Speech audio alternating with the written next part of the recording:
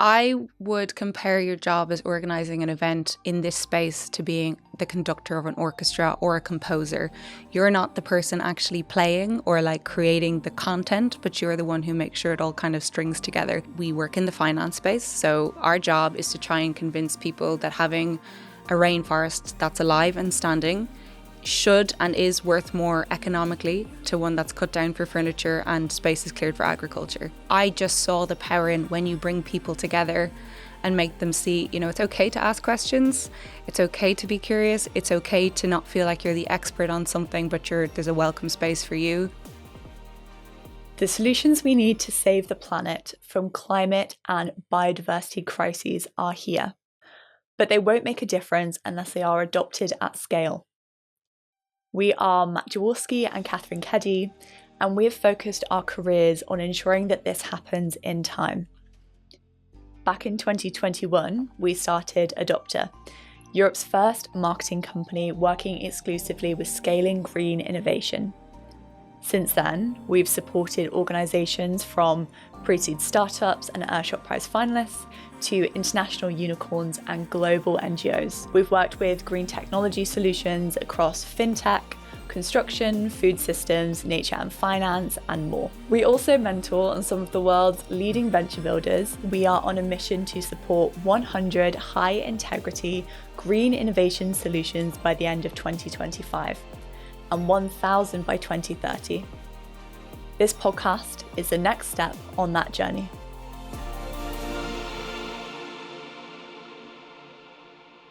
Welcome back to the Scaling Green Tech podcast.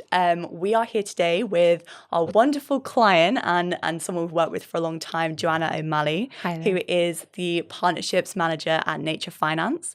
NatureFinance is an organisation which works across the world to make nature count in global finance. And I'm here with Joanna and then also my co-host, Matt. Hello, everyone. Hello, Joanna. Hi there. Happy to be here.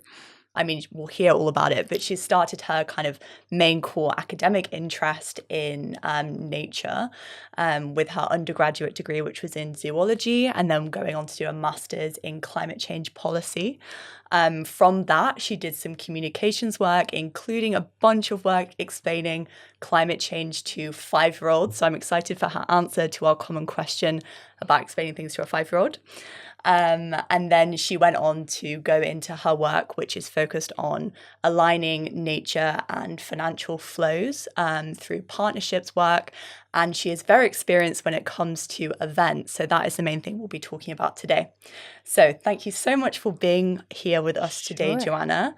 Tell us, our first question is obviously, explain to a 5-year-old why getting involved with climate events is an important or exciting bit of work. So I suppose the way I like to describe it is if you compare events and event season. So, every year there's like a super huge number of events going on throughout the year. All of them are like, we're going to fix the world. This is green. This is environmental. And, we go to quite a lot. I think last year, speaking opportunities wise and everything, there was like 100 events that we touched on where we had someone going and speaking at something or attending a session. And it's kind of like awards season. If everyone knows the Oscars, right? And before the Oscars, you have the Golden Globes and you go, well, they're still important, but the Oscars are the big thing. And before that, you have the Emmys and they're all super important, especially if you're trying to, become the world's best director or the world's best actor. Or if you're really trying to push a film in terms of it's not the Barbie mega success, but if we win the Oscars, maybe more people will come and see our work and fund more types of films like this. So, there's so many different types of green tech even. If you have something you're trying to push, you're kind of going, oh, well, we want to win the best, design award, which is like, let's say that's your issue.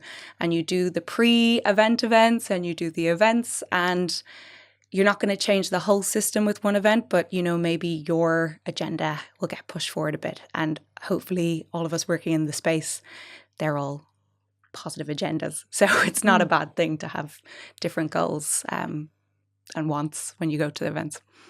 Yeah, and there's the politics around it, right? And the momentum building and the campaigning and the parties coming together. So, Absolutely. no, I think that's a great example. And maybe tell us a little bit more, kind of introduce yourself to everyone, talk about, your journey so far. I feel like you've had such an exciting, whirlwind of a career today. And I would love to hear kind of a summary of that. When I was younger, I used to get so annoyed at people who answered the question like I'm about to answer it. So I apologize in advance. Essentially, as I was getting older, when I was a kid, I used to think I wanted to be a vet who worked at an NGO and also was a photographer. So that was like always the goal. But I never really planned it. I just kind of said, oh, they're all things I kind of like. And then I got to an age where I was like, that's highly unrealistic. It's not going to happen for me. But I kept up the photography in university and, I studied zoology and I did debating. So the loudmouthness of, what you need to work in an NGO to push an agenda, that they were all of those soft skills were constantly improving and all of the education was constantly going in that general direction. And I thought when I finished my degree, I'm going to become a full-time photographer. I'm sick of being in a lab. And then I thought, oh no, actually I miss it. So I was doing volunteering for different NGOs. And after a while they said, no, this is silly. You should apply for this internship. You should do this thing. So it was basically, I ended up where I am now by being curious and a bit nosy and reaching out to people and going, what do you do? What's this? Can I help? What's happening here? So I did an internship with the Irish Development Education Association working on global citizenship education, which is as complex and people have different opinions on it as they do on sort of nature and nature positive and what that actually means. And then I worked with a group called Proudly Made in Africa, which was great and showing, the African market has so much to offer. Why aren't we paying them directly for what they do?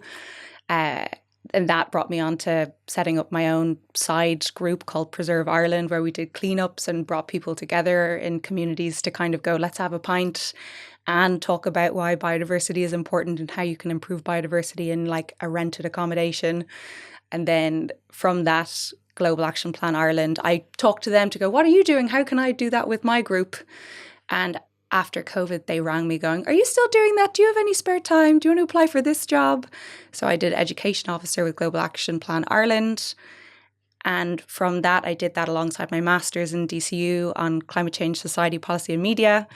And from that, I kind of said, I feel like I'm really inspiring these 5-year-olds and I'm like helping them with their climate anxiety and I'm helping people in their day-to-day behavioral changes, which is amazing and needed. But for me, it's always like, where's the biggest impact for me personally? And I thought, I can maybe do something else that will get straight to the root of the cause.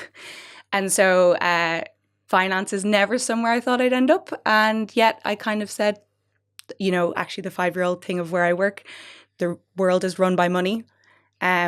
Money, is destroying nature. The financial system's destroying nature, and yet it's dependent on nature. So we need to explain to people why you need to protect that. And we need to encourage them to do that and make that feel like an opportunity rather than something they don't want to do because it costs them money. So that's kind of, I fell into the job basically by taking a lot of steps in kind of the general directions I liked or was interested in. Yeah, and I think obviously we've worked together for a long time and it's really nice to work with you because you are so proactive and energetic, and I can see throughout your kind of career and your trajectory that really kind of coming across. So although it seems like you're doing loads and loads of different things, and I don't know when you sleep, but loads of different things, the work of the climate change education, your academic background, and then the communication side, which went from, social media stuff and some more kind of communicating with adults all the way to communicating with 5-year-olds who are famously a very tough audience, into now what you're doing, which is talking about kind of the core issues of your organization and what they highlight and what they focus on in their vision for the future with all of these really exciting partnerships. And then also, developing events, particularly in the last year, running loads of really exciting events all over the world. Did you say 100 plus events? Sessions. So, like a CBD COP16, we hosted about 18 sessions, but then we had people speaking at other sessions with partners, kind of as we're going to talk about later. And altogether it was about 38 sessions that we were at. So that adds to the 100, like that's included in the 100 number. So every session I count as like that's a tick. That's a tick list. Yeah, but a session for you means, an hour to 2 hours event, right, at kind of an important event like a climate COP, for example, or the biodiversity COP, and you're bringing together different stakeholders, partners of your organization, etc.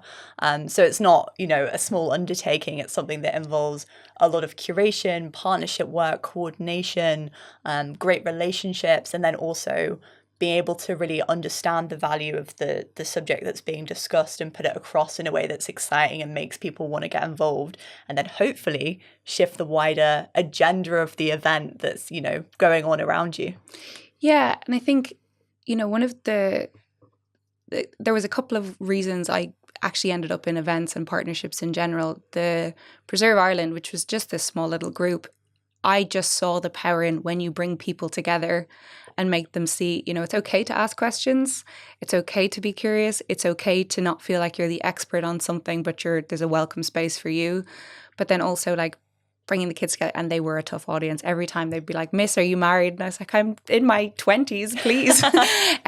But also, I figured out how to explain biodiversity to kids by saying there's 2 sweet shops. There's one with just chocolate, and there's one with chocolate and candy floss and crisps and ice cream and jellies.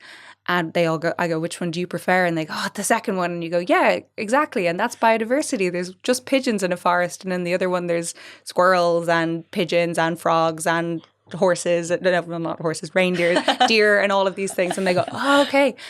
The thing that clicked for me is when the adults in my life didn't actually know what biodiversity was. And when I said, "Do you guys know what biodiversity means?" They're like, "Yeah, I think so."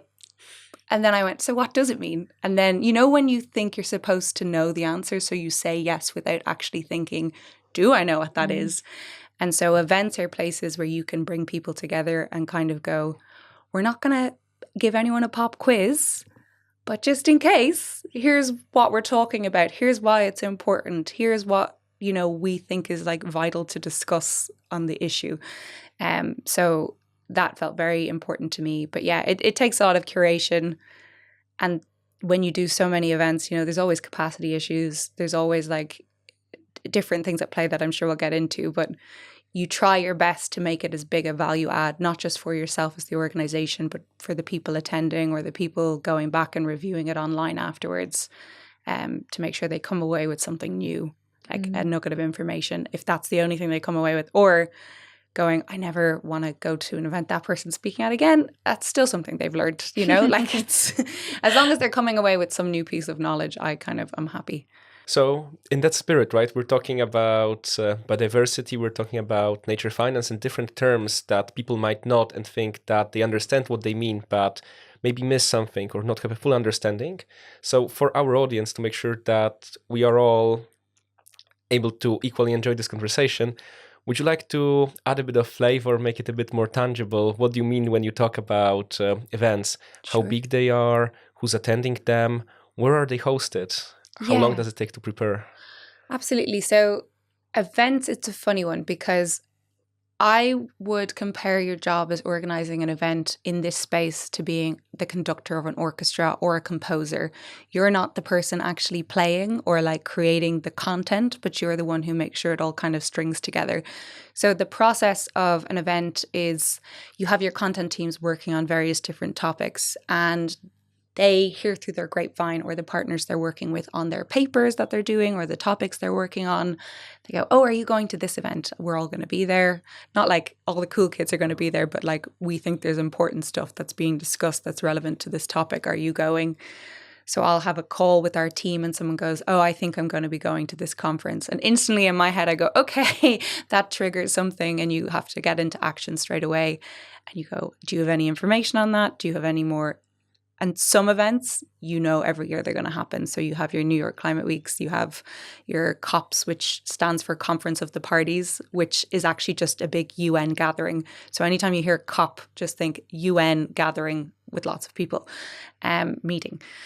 And so if those things are happening, you start preparing for them. But let's say this is an event we haven't heard of before. So this year, the International Finance for Development conference is taking place, and I haven't worked on it before. So I go, oh, there's a couple of you who've mentioned that your partners have talked about this. Instantly, I think that's going to be a bit of a bigger event. We're going to need to look at and see, you know, what kind of engagement do they want to do there? Maybe they're just attending to meet with partners and to meet with policy people, finance people, or maybe they want to do a side event. And that side event might be public, and we might want people to go into the room and listen to what they have to say. There may be a paper that's getting launched. Don't hold me to that for this event. I just mean hypothetically. And you kind of instantly do a itinerary list in your head of what you are going to need and what is going to be requested. So for this one, you go, okay, there's multiple people in our content teams and different content teams thinking about going.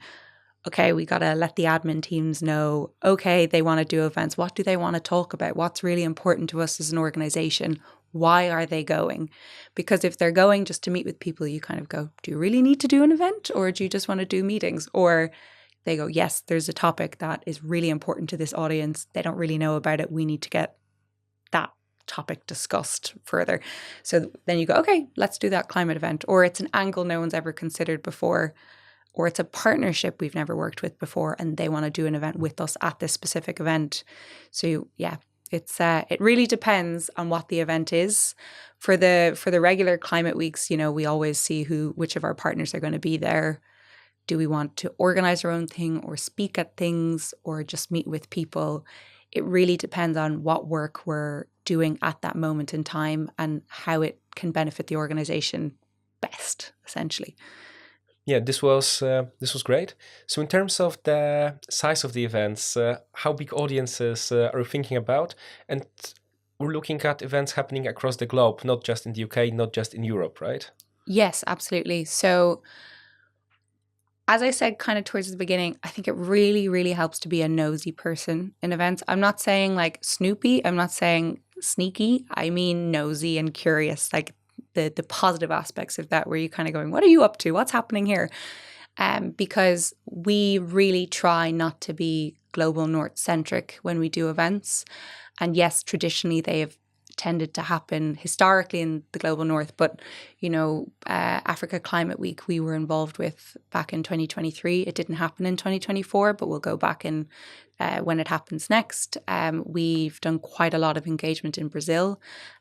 Yes, of course, COP30 is going to be happening there, but we've done other events there in the past. So for us as an organization, you know, not every event we've gone to may be like the one on the big list, but we have thought, okay, who are we trying to talk to with this paper? Where is that best discussed? So, and it can take a little bit more effort to kind of take a step back and not just try to do the big hit list of the main events that you're supposed to do a drive-by on, and kind of go, actually, so London Climate Action Week, we're going to be there, we're going to engage with the events. We kind of thought, well, that actually comes very close to other events. And so we'll be there, we'll be on the ground, we'll meet with people. If we can get a speaker in a session, that's amazing. But we don't need to do a big show and tell there, because there's a big audience there, but what kind of audience is it? Whereas maybe it's more important for us to, you know, we went to the Financing in Common Summit in Cape Town back in February, and wasn't the biggest event going on the calendar, but we knew the people in the room were high quality and who we wanted to talk to. So in terms of size, it really depends, again, what you're trying to do. Are you trying to make as many people know you about you as quickly as possible? Or are you kind of doing targeted events and comms?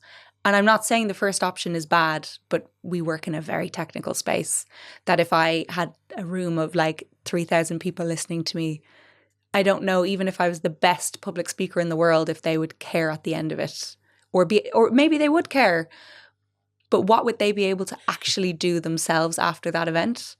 And unless I have a call to action that I can give them or something that they can engage with me after on, it's not worth having that many people in the room. It's worth having the right people in the room, I would say. I think what you're saying is that a big part of the event is not just going, okay, we know that COP30, for example, this year is a big deal. So we're just going to kind of run blindly towards that, throw lots of budget and time at it. It's about thinking, I guess, more specifically, what am I trying to achieve as an organization, and how does this event fit specifically within those goals? Yeah, exactly. And I think to people who are just starting out, that can change, right? So we as an organization, we work in the finance space. So our job is to try and convince people that having a rainforest that's alive and standing should and is worth more economically to one that's cut down for furniture and spaces cleared for agriculture, right? And we do that through the plumbing of finance. So bonds and KPIs, or key performance indicators.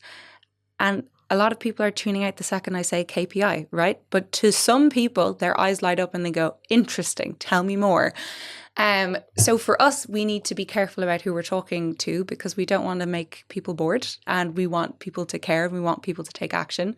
But let's say you're a green tech company and you are very, very new. And what's your goal for the year? It's to be known, right? So in that, and if you go, we have this amount of budget for events, you need to think, right, where am I going to meet the people I want to be meeting, or where would my clients be going? And maybe that is COP, but like that, if your audience is governments, NGOs, policy people, financial institutions, or maybe it's like going to those tech shows in London and America, and it's not actually going to the big ones yet until you've built up that kind of audience initially. When I started at NatureFinance at COP26, we maybe had 3 people there. And it was just kind of our more senior folks who already had a name for themselves that they had developed in other places first. And then, COP27, we had 6 people go, and we spoke at maybe 4 or 5 events. COP20, at COP28, we had an insane amount of events. It was great, but like tiring. And we built it up slowly, or not slowly, like it grew exponentially, but like we didn't go in first time around thinking we're going to do all of these amazing things and be able to get into all of these rooms. It was about kind of knowing, okay, this is our goal for this year, be seen. This is our goal for this year, speak somewhere. This is our goal for this year. Can we host our own event with someone else? It kind of changed. You shift the mark as you continue to grow. And I think we actually last year struggled with the fact that we'd grown to a size now where people do know us and they are asking us to speak. And we had come from a place where we were desperate to get in the room. And now we're turning around and going, okay, do we need to be in that room? Is that an important room for us at this point in time to be in? And that's not saying the event isn't amazing. And that's not saying, what people are doing isn't amazing. But it's like, can we add value here to ourselves and to the event overall?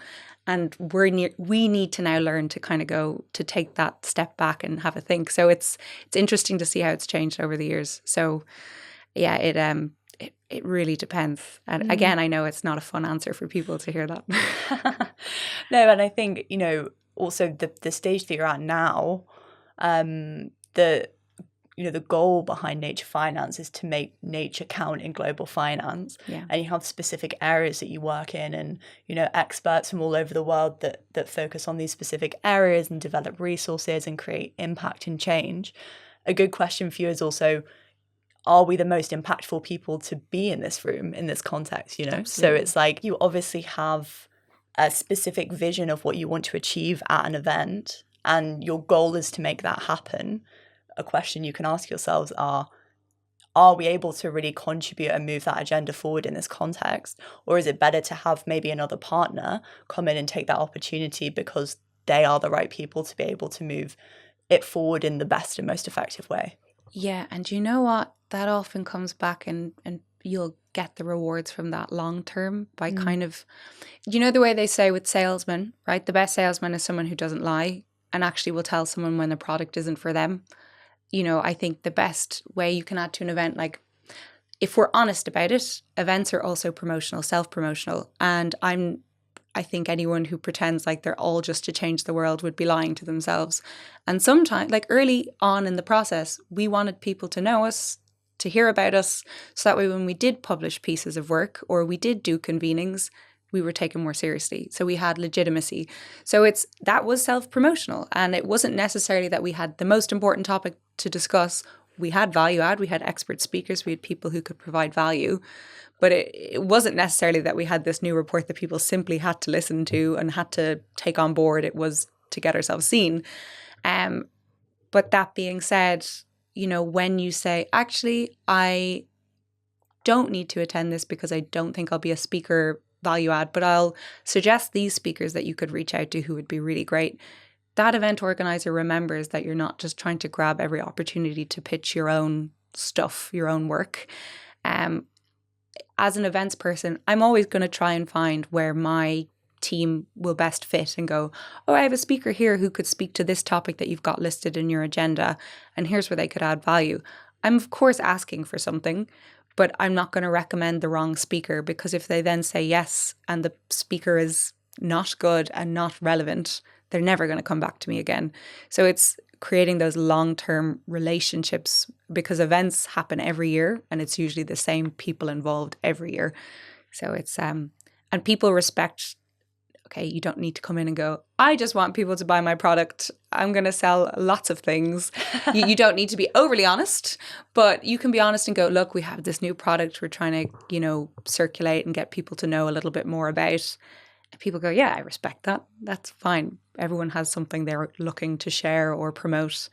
As long as also, so we might talk about that, but you can also talk about your product that you'd like to promote, and we can show how they, work in tandem, or but we might talk about that, but I can also add all this value to the topic you're looking to learn more about. So it's, it needs to benefit both parties. And it typically goes hand in hand, right? That especially in this space, people who have a great product, be it a green tech solution or knowledge product like papers and reports like those published by NatureFinance, they typically have the expertise that was required to create those products. So we're able to talk not just about what they want to share with the world, but also about all this research, expertise, and different attempts that led to it. Yeah, exactly. I mean, we had an event back at Building Bridges 2023 on alignment tools. And we at NatureFinance have Nature Align app, which helps financial actors to align their financial flows with nature positive outcomes given nature related risks. So we were discussing that, but we had like 5 or 6 people on the stage who also had tools that also were doing a similar type of task. And each person said, here's what our one does. And none of us were competing with each other to go, that's why theirs is silly and ours is the best one. All of the tools had merit, but maybe you as a banker are looking for a specific set of criteria that you'd like to measure your assets against.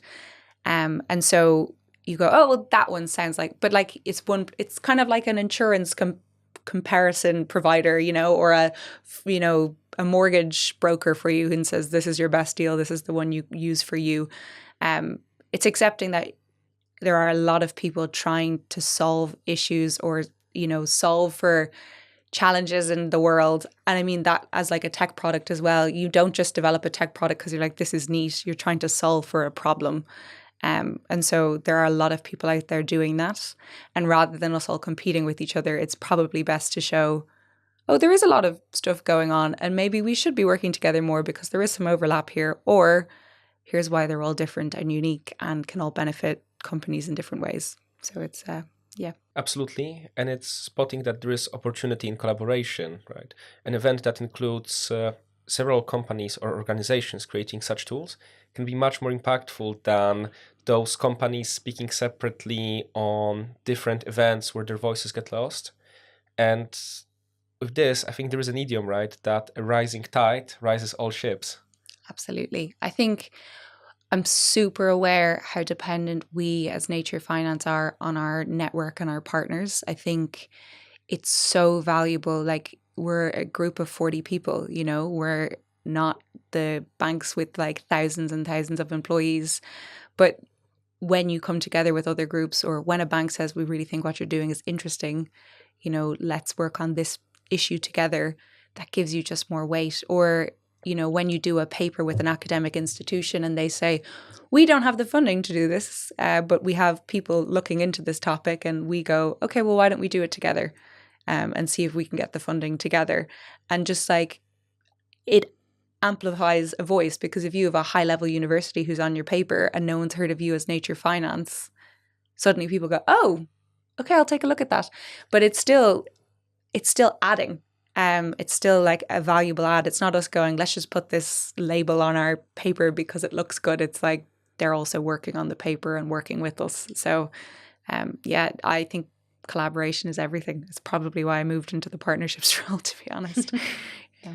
Okay, so it sounds like a key part of your work with events to date has been, built around your partnerships. And like you say, you're a small organization with a huge, ambitious reach and like a very broad, focus of your work. So partnerships is really kind of key to your strategy, both from the event side and then also for yourself in terms of the impacts that you make. Do you want to maybe give us a little sense of how do you approach these partnerships? What are some of the lessons that you've learned along the way when it comes to building partnerships that really last the test of time and help with, the goals that you have around events as well? Sure. So I might focus this answer, but it's varied, but I might focus this answer more on events because I have recently made the transition to partnerships. And the reason I did that was because I saw the value of events, not just in the event itself, but that collaboration it built, that partnership it built. And what I always felt, could be improved upon is what happens after the event. How are we taking that conversation forward? That call to action at the end, not just from people in the room listening to us, but ourselves as the organizers of that event. And so that's kind of what really drew me to the partnerships role in the first place. And some of my favorite people to work with are the people I worked with during events. So there are some groups that, we all get in a room before the event and we go, this is a little bit stressful. It's a bit busy at the moment. We're really honest with each other. We're honest about what we can bring to the event, how we can help, what we can do, what we can't do. And that, I think, is like my number one rule for partnerships. Again, you don't have to be like overly honest and go, really, I'm only working with you guys because of this thing. Like, I don't mean honesty like that. I mean honesty in terms of we're all benefiting from this. How do we make sure that no one is like getting an unfair deal? How do we make sure everyone gets, their fair share of, the prize and the value add? And how do we make this valuable for other people? And so, I've had conversations sometimes with partners where they're like, we really want to promote this piece of work we're doing. And I go, okay, sure. Let's see how we can weave that in a way that makes sense. Is there something we also want to share about? Is there, something that's involved in the piece of work you've done that we can talk to that's relevant to one of our pieces of work, even if we don't have a paper? So one amazing group that we work with is ANCA, or the Africa Natural Capitals Coalition. And it's that we've done quite a bit of work with them. They're amazing. We've done reports with them. They're incredibly, knowledgeable and able and just proactive in the space. I think anyone who's come across ANCA at an event just goes, whoa, they are a powerhouse. But they're also great behind the scenes in the lead up to events, in the lead up to working together. We had regular check-ins with them. We, let's say there was an event, right? And we had calls with each other regularly going, do you know what's going on for this event? Do you know what you're going to be doing? And, we information shared, because sometimes to get involved in events, you just, as I said again, you need to be nosy and go, what do you know that's happening? Are you doing any events that we should be at? Tell us what you know. And you share information and you come in with good intentions. And that was amazing right from the start with ANCA, because we all just want the same outcome, the same solution. So we just wanted to help each other get in the rooms. It really helps when you have an amazing speaker like Dorothy, who's also an amazing moderator. So you never feel bad going, you should ask Dorothy to speak at something, because she'll always be amazing.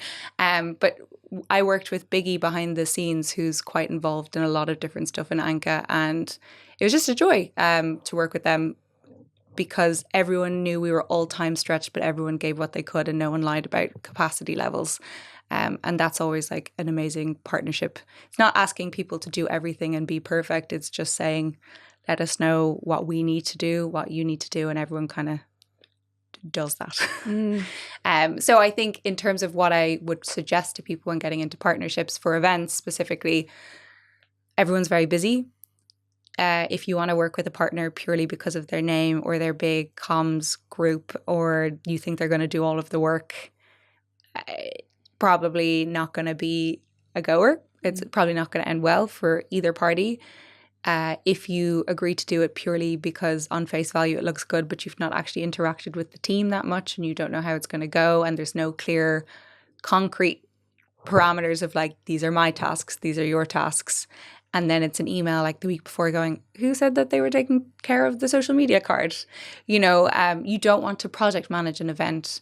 You want to know that there's a couple of people who are thinking about it. It's like a group project, right? The feelings you get out of a group project, if you feel like you've done all of the work, you're not going to be happy and you're not going to want to work with those people again. If you've done none of the work, okay, you get an easy grade, but they're never going to want to work with you again. So it's... Whereas if someone comes in and says like, I can only do this thing, but I'll do it really well, you go, okay, they never lied to us. That's fine. They provided that thing. Like if you're in a group project and all someone says, I'll buy all the meals, I will buy all the meals for the study sessions. At least they're honest about it and you get a good meal out of it. So you're a little bit less angry at the end. So yeah, it's knowing your own contributions, what you bring and what you can offer. Yeah.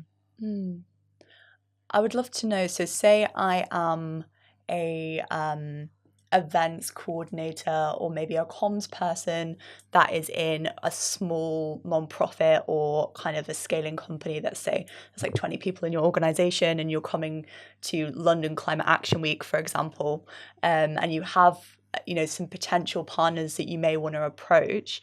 Maybe can you give us some green and red flags that you would be looking for in building those partnerships for a successful Action Week and event? Yeah, so there's a couple of things I'd recommend if you're looking to find partners. So let's say you're at the stage where you don't really know people in the space. London Climate Action Week's a good example actually, because they did a few pre-London Climate Action Week Zoom sessions where they were saying, here's what's going on, here's our themes, here's what we're working on, here are the partners involved. And everyone in the chat was so eager to connect and partner that everyone left in their email details or left their LinkedIn to be like, I work in this organization, really happy to talk to people about partnerships. And I did it kind of going, I don't know what we're doing yet, but I'll just leave my details. I had 5 people reach out to me on LinkedIn going, would be really interested to know what you're doing at London Climate Action Week, would love to have a call. And if you're working in events or a comms person, you always take the time for those calls, even if they lead nowhere, just to kind of learn what's going on. Maybe they've heard of a side event happening that you've not heard of and it's relevant to you. Maybe they don't know anything and you go, oh, okay, so no one knows anything, so I don't feel like I'm completely out of the loop. So that's the initial thing I would say. Look into, spend that time doing that. Looking for green flags and red flags. So if someone says, we have this really great event opportunity for you and it would only cost this amount of money.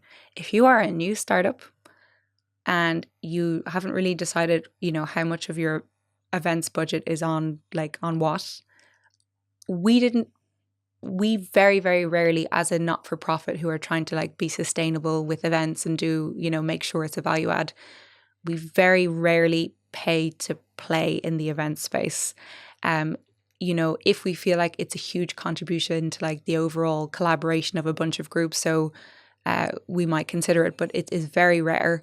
And I would recommend to young startups that don't put the cart before the horse. Make sure that you have something to say, and usually you'll know you have something to say if someone's asking you to speak. Or if you go, oh, I don't know people, I'm not senior enough. Okay, show up to the events. And don't be a speaker. You don't have to be a speaker to show up, and go up to the speakers afterwards or the event organizers and go, that's so amazing. I came to this event because we're actually working on something that's really relevant to this topic. It would be so great to have a call with you, once the event is over. And then you spend that year actually reaching out to these organizations who are working in the same space. Let them know about what you're doing and go, if you want to do an event together, if there's an event that's coming up, we'd be happy to work on something with you. And you're kind of offering there, maybe you will help do the concept note, you'll help do the social media, you're offering what you can offer, knowing you're a small organization who can't just throw money at your problems. Or maybe you can, but maybe you shouldn't, because, you know, it's not going to be as high quality, because you're not going to leave a lasting impact if you just pay a company to give you a room and a space. You are going to leave a lasting impact if you take that year going, here's why what we're doing is relevant to what you want to talk about. And here's all the interesting things we have to add to the conversation. People will remember that and will be more inclined to go, oh, they spoke about that in a really good way. They pitched it, their events team or their comms team pitched that. You know, the fact that I've seen their own CEO speak at these other things, or maybe you did a video as a events or comms person. If you're really trying to get someone in the room who's never been in the room, maybe that's doing a video just to prove that your CEO knows how to do public speaking. Maybe your CEO is a white man, and you're really trying to get someone in the room. Maybe you make sure that there's someone a little bit more diverse who's also amazing at speaking and knows their stuff. And you go, okay, we're not going to push the CEO straight away. We might push one of the other amazing people in our organization who can speak to what we're doing, and they are going to be more likely to get in the room. Cynical as that may be. But like, what's the problem with having another amazing female speaker or a person of a diverse background in the room to push your agenda? I don't think that's a problem. And it gives them an opportunity to be in the room. I mean, I guess a way that you can also talk about that is thinking about what kind of speaker the organization or the event actually needs. So if you have, a speaker that specializes in one particular area and it's super relevant to the specific area, and there's someone who, should be getting airtime because they're great, and it's not necessarily the right moment for a CEO who's going to speak generally about a bunch of subjects, but actually to have that person going forward is great. And also with the organization, if there's one that is specifically focused on maybe building equity into nature markets, for example, is an area that you work on, having people that, are able to speak to that subject personally, I also think is really valuable. Completely. And I mean, I think the thing as well is, I think in tech companies, and this could be my interpretation of it that's not correct, but a lot of the time it really seems very founder-led or CEO-led, rather than this product is just amazing. Like, it's just very good. And I do get that. And I get why, if you have someone who's bright and smart and able and you push them forward as the face of the company, that people go, oh, that's a scrappy person who knows what they're doing. But also if the product stands up on its own, and you've brought in these amazing people who maybe have different voices and different perspectives, like saying as a small comms team and events team going, what are our assets here? We have, this leader, this is a completely imaginary company. You go, let's say this leader is a very well-educated white person from the global north, man. Let's say it's a man, right? But they have a product that's so good, and they are so able to see the bigger picture that they've brought in an amazing team to work on the project, right?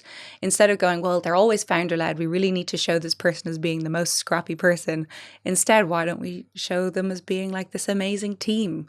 And where you have not just one person who can hold the whole business up, but multiple people who can speak to multiple topics. And so there's that. It's making sure that you can have those people in the room if they are there, and using what assets you have. But if you do only have that one scrappy guy, if they're clever enough, if they have enough value add to say, you can still get them in the room, because, people at the end of the day still want the value add. So it's not to say if the only person in your organization who can speak is the white man, you're not going to stand a chance. It's to say, if you have other people who can speak, look to them. If you're starting to try get in the room, that will be a benefit, and it's not a bad thing. But let's say your organization is yourself, the comms person, and the CEO, and you go, we got to get him in the room. Just make sure he's got something valuable to say, something valuable to add, and that you're having those conversations not 2 weeks before the event. You're building up the relationship throughout the year. Because if someone came up to me 2 weeks before an event going, why don't we partner on this? It would be so great if we could speak at that. I'd be like, okay, and what's in that for me? Why would I consider that when I have all these partners that I've been working with throughout the whole year who've shown me time and time again that they can contribute, they can value add? It would feel like someone was trying to, it was a transactional thing for them and take something rather than we should collaborate and really work together on something. It feels a bit more icky when people come up out of nowhere. I think that's the only way I can describe it. And it's a red flag. Back to your question. Yeah, no, and I think that's also a case of common sense. Like, if you ask someone 2 weeks before a huge announcement or a huge event, can I just get in on that last minute? Like, that's not going to land well. So I think, that's also a case of building relationships in a genuinely human way and thinking about people's time and how you can support them, rather than approaching it as, what can I extract from this situation and what can I take for myself? Yeah, and I mean, I think to some, like, NatureFinance started as very much, we were founder driven. Simon Sadek, who's amazing, and he's an amazing speaker, and he actually falls into that category that I was saying before, where unfortunately a white male who's a little bit older, but he's an amazing speaker, and he could always explain very technical topics in a very, concise and approachable way. So he was always asked to speak at things because he could always bring in that value add into the room. But also, he was self-aware enough to kind of go, okay, we have amazing, women in the space, that in our organization as well. Our now CEO, Julie, also is an amazing speaker. Let's get her to speak at something. We have Monique, who works as our Africa lead, who's, a young South African woman. And, some of the events she spoke at, maybe Simon was asked to speak at first, and he said, no, Monique can do that. And he knew she could do it and it would be a value add. So it's not me saying it has to be one way or the other. It's just saying there's such value in you as an events person or a comms person, looking at who are your assets, what are your assets, and what is your value add. Because then even if you're totally selfish about what you want, at least you know what you're offering in return. So I think it's good to be honest with yourself, if no one else. So what you talked about is very interesting, and it ties in nicely to a challenge that companies often face in one way or the other, right? If they focus very much on the personal, let's call it, right, personal brand or presence at events in social media of a founder or of the CEO or any other prominent team member, there is a risk that the company becomes very associated with this person rather than other brilliant experts they might have on the team. And then if that person, for whatever reason, has to leave the company, there will be a gap in terms of both visibility and partnerships and those relationships. What's your experience and perspective on ways that a company can retain those relationships as it scales, so that it's not entirely reliant on keeping a few senior key members of the staff for its entire network? Sure. So how do you make the ideas bigger than the people? Okay. I think I learned this lesson in university. I ran a bunch of societies, or I worked on the committee of a bunch of societies, and I saw societies that were huge and big, and how one person could tank a society, and how one person could come in and be the total hero and run everything, the money, the committee, like the comms, the social media, be the head. And it was amazing and super impressive, and they looked great. But after they left after the year, the society completely fell apart, right? And so to me, I always thought running a society in university, it's successful if you leave it better than when you found it. And in our case in NatureFinance, I think we're very lucky because this was a very much a planned transition. So there was no kind of bad blood. It was very much, Simon is self-aware, and he said, I'll come in, I'll leave after a few years. Julie was, around for a couple of years transitioning in. She's also amazing. So we handled that in a way that made sure that people knew this is not a secret. It's not some big problem. So there's that. And also Simon is very graciously helping us still, and as a senior advisor, and still very much inputting because he believes in the work, which is working in the green nature climate space is kind of helpful in that way. But that being said, I think it is very much a risk when you are a network driven organization or a partnerships or collaboration, that you need to know who you're talking to, why we're talking to them, because if someone then does leave, as you say, if you want to pick up that conversation, let's say some imaginary person leaves and then I come up to them and go, oh, it'd be great to partner. And they're like, well, we were talking to your colleague for 6 months and then nothing happened. That makes us look bad. I'm not saying that's happened, but that is a risk if you don't make sure that information is democratized. That's not saying, if someone's worked really hard in their career to build up all of these relationships, I don't think you as an organization should go in and say, we own these now, but you should be able to kind of say, we need to make sure that they know that there's a separate relationship with the organization compared to with the person. And you need to make the person understand we're not trying to take this relationship away from you. We're trying to say that NatureFinance stands up via its own ideas and that there's enough people around who can uphold those ideas and create new ideas, that it's not dependent on one person. Because what we're trying to do is make nature count in finance, right? And that idea should be bigger than one person, because if it was just one person who believed in that, then we'd be in trouble.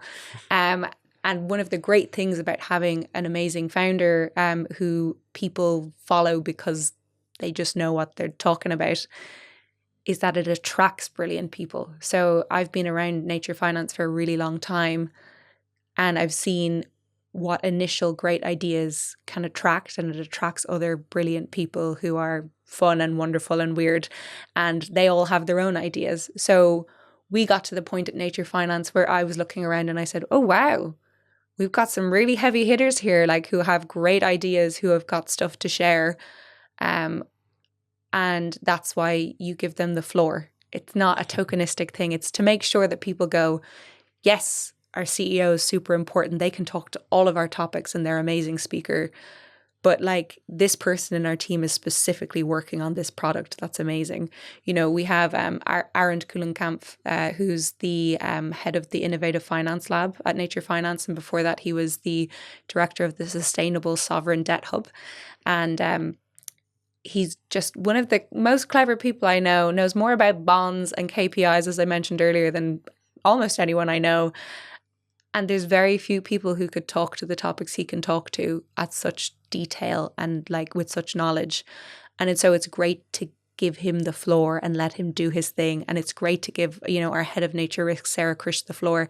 It's going back to that thing as an events person, I'm suddenly given so many more assets to go, who can be a value add here? And I have so many more people to offer them, so many more perspectives, so many more takes. But it's making sure that you plan for that rather than saying the same person speaks over and over again, or the same person is on the call with the partners. You go, actually, our CEO maybe doesn't need to be on this call. Maybe the person who's specifically working on this topic's on this call. So they know oh, they're well capable without the head person in the room to hold their own, speak to their own topic, work on their own work. And Simon and Julie very much so. She's very much about saying, there's autonomy within the work streams. They know what they're doing. Let them have the conversations. She's very busy. Simon was very busy. It's not a bad thing to share the load and share the partnerships. For me as a partnerships manager, I kind of have to stay a bit nosy and a bit curious and make sure that I know, okay, we're talking with this group on this topic, but also this topic is of interest to them, and that our other work stream may be talking to them as well. And, making sure that everybody knows, because you can have a problem where actually Dorothy's a great example, where she's such an amazing speaker. She's there are so many synergies with so many different aspects of our work that I think we accidentally, but it's not a problem, accidentally asked her to speak at 5 events at the Nature COP, CBD COP 16. And I don't think the teams realized that they had all asked her. Not a bad problem to have, because we know Anka really well. Like I said, it's a strong partnership and we can kind of laugh at it and go, what do you want to do? But that is something we want to make sure, if we're going to do it, let's all at least be aware in the future. So it's not a big issue, but it's something to be aware of. And as we grow bigger and bigger, having someone to kind of keep tabs on that, I think is going to be important, especially as so many brilliant people come in. They're all going to bring their own connections or create their own connections. So it was difficult when we had one person with so many great connections. It was difficult when we had like Julie come in and had so many great connections and so many great topics she wanted to work on. As it's grown, it's only going to get bigger. So we need to have systems in place and tracking in place to just keep an eye on it. To keep an eye on it and share this information, right, internally, and be able to know who is having conversations with whom. So yeah, it's great to know internally, because the thing is, it's not saying, oh, you can't work with them because I'm working with them. It's about saying, it's even realizing the synergies within our own work streams. You know, it's kind of going, oh, did you know that we're also working on this thing with them? And when you're in the conversation, in a room with them having a conversation, you can weave that in. So we're all aligned, you know, because our work streams are so busy working on the various topics. We all get along great. We all catch up. But sometimes when you're very focused on your own topic, it's hard to take a step back and go, how is it all connected? And so, you know, sometimes the thing that makes sure that we're connected are those partners, because they see the connections before we do sometimes. So it's, it's a funny one. My quick fire question to finish us off is, which events do you think are really exciting and you are interested in for 2025? Sure. So we have the IMF and World Bank Springs meetings coming up. So International Monetary Fund. Our innovative finance and our debt team will be there, obviously. Makes sense. And we're excited to see how that goes. Although knowing the geopolitical context, we'll see. But, you know, it's usually a very interesting time. So we're excited for that. The International Finance for Development Conference, the fourth one in Seville, I think a lot of people were saying that, you know, that should be a really interesting conference. And there's a lot of people who we work with in the space who are planning on attending that. So I'll be really interested to see what conversations come out of the conference. I think, you know, after that, before actually that, we have London Climate Action Week.